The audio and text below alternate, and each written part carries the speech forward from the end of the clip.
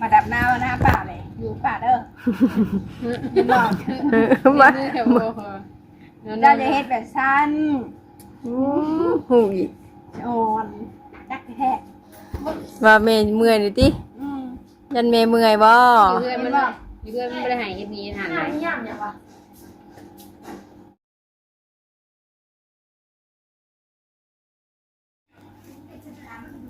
ว่าจะเจ้าเถอะเข้าคือกันคอยว่าให้ฟังจื้ออายุเนาะ อุ้มได้เด้อหลาน เมื่อยก็ย้อนแล้วได้นี่ 11 โลคนได้หลานน่ะ พออุ้มร้านให้อุ้มเนี่ย นาใครอุ้มหลานก็ไม่ได้อุ้มบนมือวันนี้นะ ก้อนย่าง หมา ทักทายสวัสดีเด้อปลาดงเด้อพวกพอกันนี่แหละกระซ้ำนี่ เนี่ย คือ ย่า เขา งตู้เย็นนะแต่ตู้เย็นมากประตูเลยแหกตู้เอาใบดีก็ได้มาดีนี่ สวัสดีป้าลุงกัน สวัสดีปลาลุงเด้อ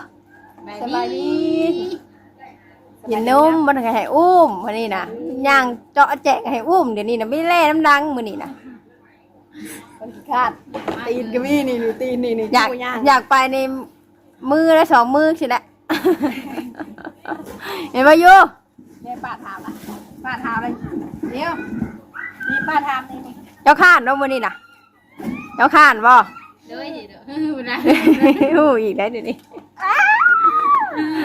เป็นที่สร้างได้อยู่เลยเว้ย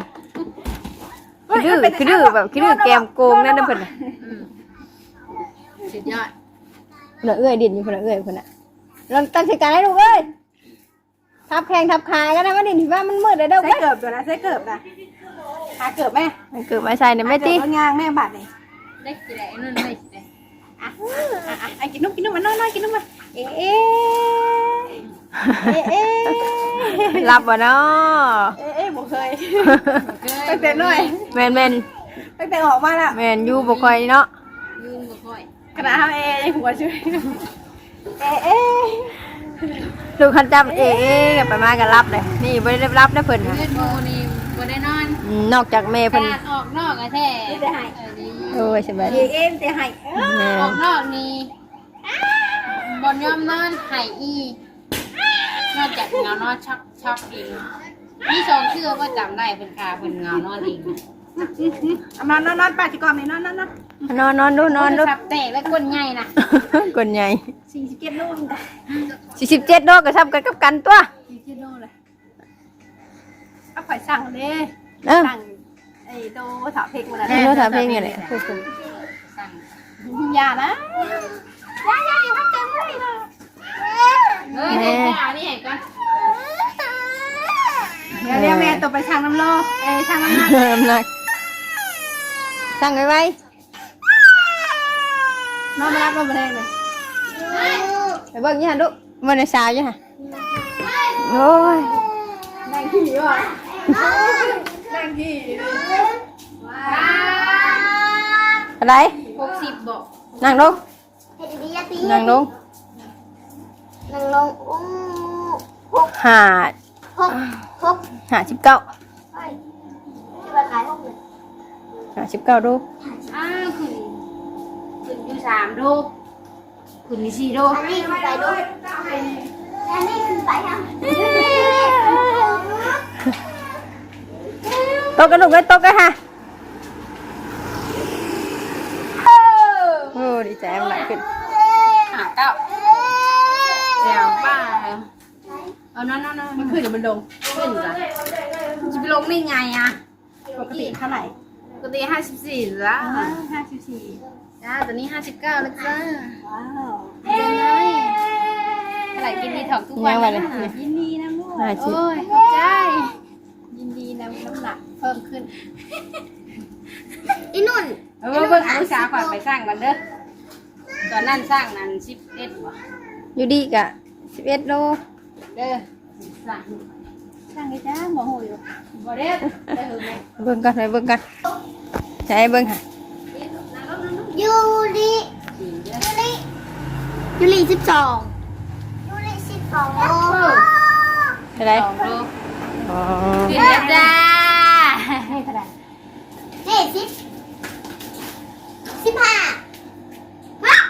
เท่ากันนี่หว่า ประกันบ่ จำกันเนาะเดี๋ยว เดี๋ยวนั่งสำกันเนาะบ่ดิดไหมดูบ่ดิดไหมไอ้เปลวในเปลวนะ โอ้น้ำลายข้าวสามเอ้ยไอ้ปิ่ว ขึ้นอยู่9 ปียังขึ้นขึ้นถิ่นไป2 โลติดิดไปซะหนานะมันดิดเอาดิดลูกไปไปเก็บมาดูหลับไปเก็บไปถามไป นี่สดสามลูกนี่อุ้มกันดูอุ้ม อุ้มบ่ได้สิบอกอยู่ มาแต่อุ้มปิ๊บปิ๊บปิ๊บปิ๊บมาไปมันเด้อ สบายดีป้าลุงนี่ลูก บัดแม่ก็ปิ๊บปิ๊บ มันยังน่ะมันยังน่ะ ปิ๊บปิ๊บปิ๊บ เป็นยังน่ะมาอุ้ม ปิ๊บปิ๊บปิ๊บนี่จิ๊กจิ๊ก น้องย่านอย่าหยอกน้องเป้วน้องนอนมาแรงไห้จะมาแรงน่ะโอ้ยมันไปมันน้ำแม่ไปวันไหนตู้นี่กันแบบว่าเนาะขึ้นไปเนาะน้ำแข็งเนาะมันเย็นแห้งบ่เฮ้ยเฮ้ยเย็นบ่ลูกบ่แน่จะเข้าไปหันบ่ เย็นเย็นเย้ยฮะแมนมันเถ่าเลยดิ ตูนเถ่าแล้วเชฟเบอร์นอนอยู่เถ่าแล้วนอนอยู่เนาะกินไผ่นอนอยู่เนาะ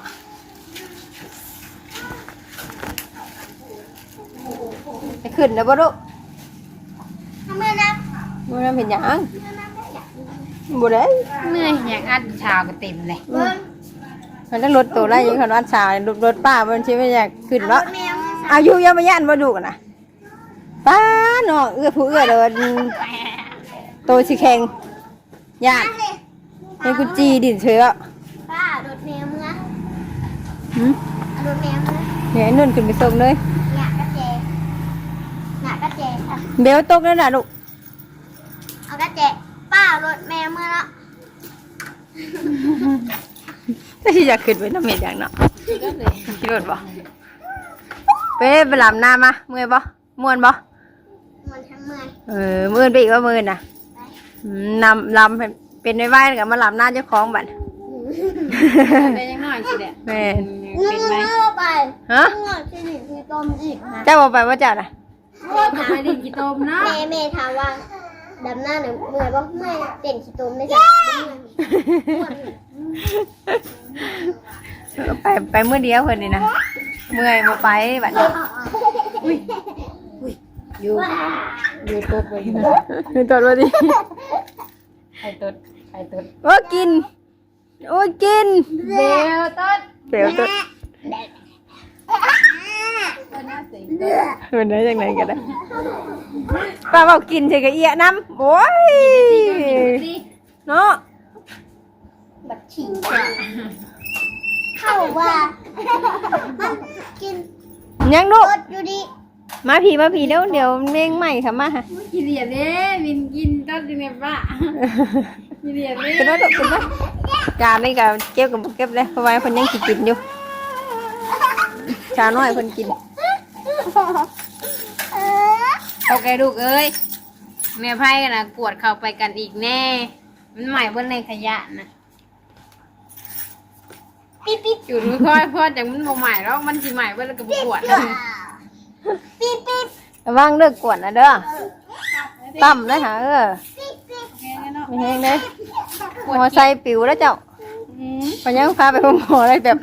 เร่งสุดขีดเลยนะเอาไปได้เนาะสองก็ได้โน่นนึกไปแต่เป็นคนขับวะ เก่าแล้ว เป็นคนขับกันเป็นคนสอนเนาะ ค่ะแกเนาะเอาง่ายว่าอยู่นี่มีพึ่งได้อยู่2 คน ไปนู่น ลูกสาว แมน ขับรถไปแบบทางไงเด้ ป่ายังบอกกล้าป่านะ เด้ว่าคนเจ็บหายคนเจ็บครับทันทีหาโดนได้ทันลังชอนทันลังทายคิดว่าเอาไว้เลยขึ้นแล้ว เอาไปเป็นหมู จริงเจ็บเลยจนลืมนะจนลืมเลยเรื่องจริงนะเจ็บจนลืมมาเจ็บแล้วครับคนเนี่ย แต่ว่าคนเจ็บนี่มันโดนตายแล้ว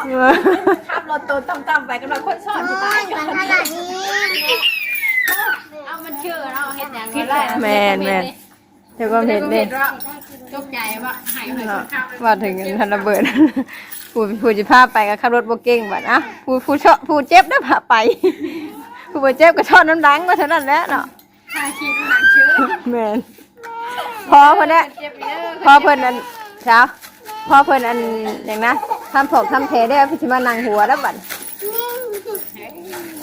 ญาติอย่าว่างกันเลยได้อเห็นว่าตึ้มไม่เด้อ มีคนลงหัวอยู่ ฮะ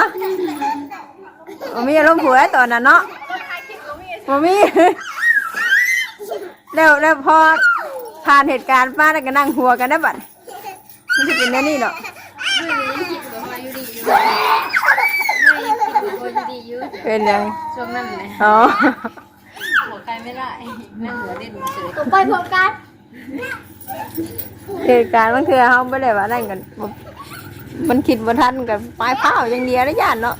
ตกใจเด้ยังน่ะมายังมันน่ะ เราบัดนี้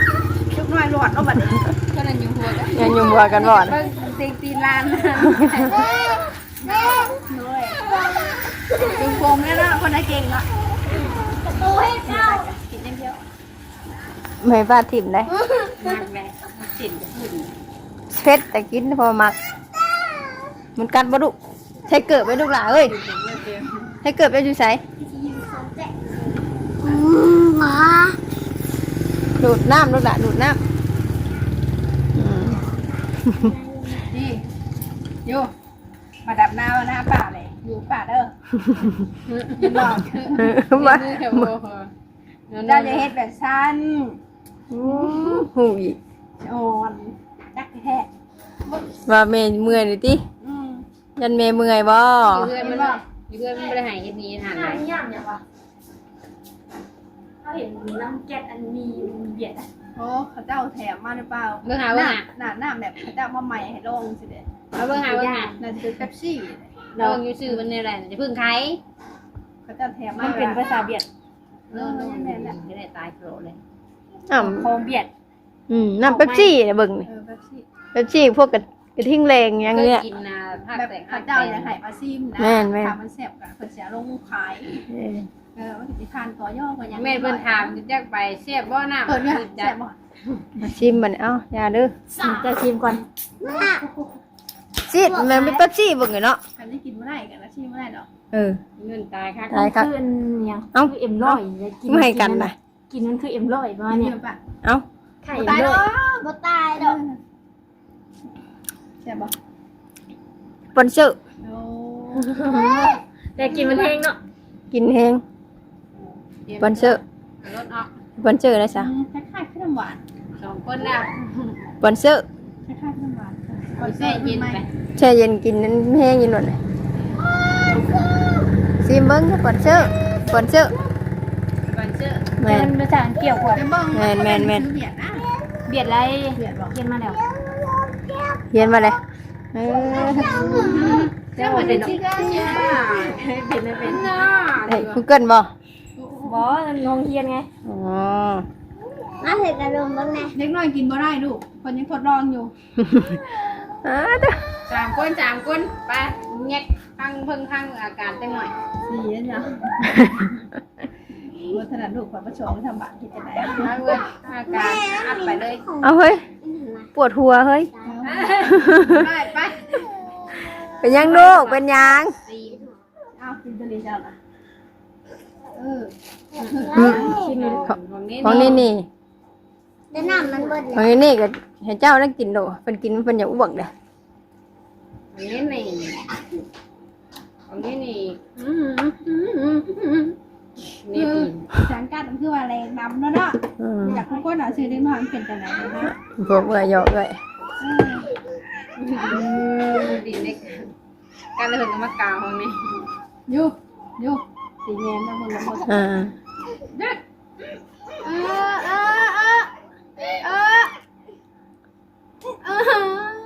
อ้าวป้า นิ่ม บ้องเหรอ ให้แล้วว่ะ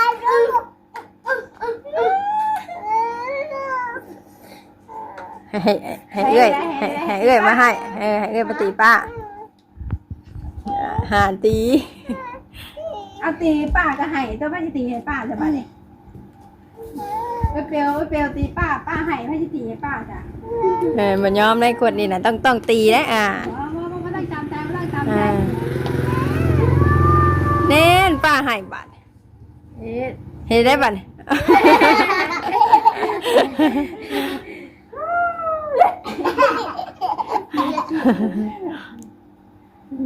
ย่อย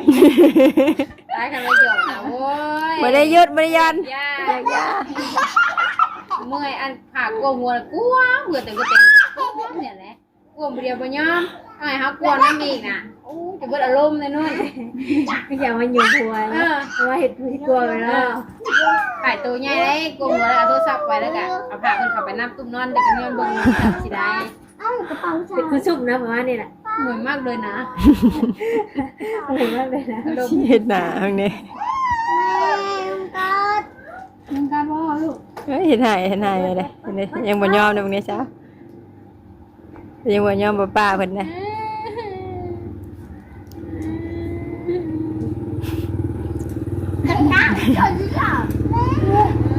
เป่าแล้วคนจอยเลยเอาไงวะหมูตีในหัวอยู่อย่าให้หัวขึ้นน้ำหลัง แม่นนี่นะเพิ่นกับนมเพิ่นนี่ไม่ได้ขาด นี่มีแบบปะเมตีขึ้น สวยเลย บ่ชูแม่เขาบอกว่าดื้อว่าแม่แปะได้โน อันเนาะ มือเด็กออกประชุม วันที่จะออกอะไรจากไหนมื่น ปะถ้าเห็นมือ ไปดูไป ผ่านมาได้ก็โตกันมาได้ ยกตัว สนิทสชิดนิดเด้เด็กดีกว่า เอาไปตื้อแล้วบ่ ตื่น ตัวต้องไปอันนี้ขอโปะแล้วกกยุ่มหาเฮือนตัวนี้แป้งเปรี้ยวขูด กระดาษ เงินช้ามากก็ลงมาเบิ่ง คอยได้ญาติขอญาติได้หรอ เอ้าย่าเนี่ยเมื่อยกะเปิดไพ่โดนใจเลยก็ คอยได้ญาติเลยค่ะมันมีดี ขูดแล้วก็แป้งโปะใส่บัตร กระดาษเห็นพวกโตดีแต่คอยได้ญาติในกงยุ่มยาเจ้าใส่ยาเห็ดใส่เถอะ อยู่ ก็กล้วยกับวี่ออกข้ามเงาก็กล้วยกับก็กล้วยผักปลาเลย มึงเบิ่งให้ไอ้นุ่น ฮะ ก็กล้วยเอามาเห็ดต้นผักปลากี่แต่หาสิแตกเลยมั้งเลย นุ่น พี่ว่าสิกล้วยแต่นี่ไปจ้ะ ทรงปีเลยเอากล้วยมันนาเพื่อนอ่ะท้องเอาไหม เห็นว่าหาสิแตก กล้วยอันนั้นไม่ว่ากล้วยที่เอากล้วยยังกล้วยไข่นะ หาสิพ่นกันได้นะ ขึ้นบ่ตัวนั้น ขึ้นเดือดตายไปเลย ดี ส ขอบ ายมัน ดีขอมตัวนั่นกันตายแล้วกัน คอจะได้มันอยู่หาสิ บัตรมันพุ่นแหละบัตรแพ้พื้นพุ่นแหละ หาสิเห็นยอดมันขึ้นบิดใบจำนี้ได้ ที่เขาขอน้ำเพิ่นน่ะนะ ไปดินเรา การนั้นงัวกัดแล้วกัดอีกหรือจะถ่ายตายเอาซื่อไปดิ มาปลูกอยู่กัน มันยังล่ะ ไปเอาใจ ตัวแปรพันเอาเลย ตัดตักเด็ก ไม่ใช่แนวกิน เถิงเลย กระปิ่นกล้วยป้า นะ พันไปดินกล้วยไข่ได้ลงไว้ล่ะ พันแดงไปหึงแล้ว โอ้ยพ่อผมเห็นได้เนาะใบมันกำลังขึ้นได้ อย่าเลือนะ น่าจะไป อันเป็นใบเถา นี่น่าจะไปพันมาถีบไว้ดูเอ้ย ก้านมันเอาน่าจะเจ้าจะไปตัดเหงาอันไหน กล้วยไข่เลยกล้วยไข่หายากเด้กล้วยไข่เลยตอนนั้นไปเยี่ยม มันคิดแดก ประตูเราอยู่หน้าเดี๋ยวไปเห็นเลยกลับมาเลยขอเราถ้าคนต้น หยาหลายหยากันเลยพบเงาไว้จ้ะ คำโบเท่ขึ้นน่ะคือสียองยองเนาะ เทด้วยนะเอาอย่างได้เทเลยเธอเอาขี้ดินนี่สิกินทุกวันนี้กันยัง โบเทแห้งเหลือแต่ใกล้กับกระแพงกระพองพวกนี้ไปปลูกต้นใหม่ คำวิธีประมาณชั้นนี้เนาะเป็นตรงไว้ชั้นจะได้ทันใจมอนแน่อย่างเราว่างก็ เห็นเจ้าปลูกสวนเห็นเจ้าปลูกแบบมัน ขนาดลูกกินทุเรียนยังหายอ่ะทุเรียนกระปุกใส่เงินยังระมัดระวังก็ซื้อ ทุเรียนกระปุกว่าแม่เขาเพื่อเขาใหญ่ได้กินอยู่เนาะ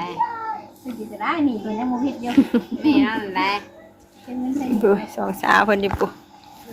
สามสาวดินกันของแม่บ่ลูกลูกเอ้ยของป้าบ่ลูกเจ้าบ่เมื่อว่าค่ำน่ะเมื่อเด้อ ปลาเมื่อปลา ป้า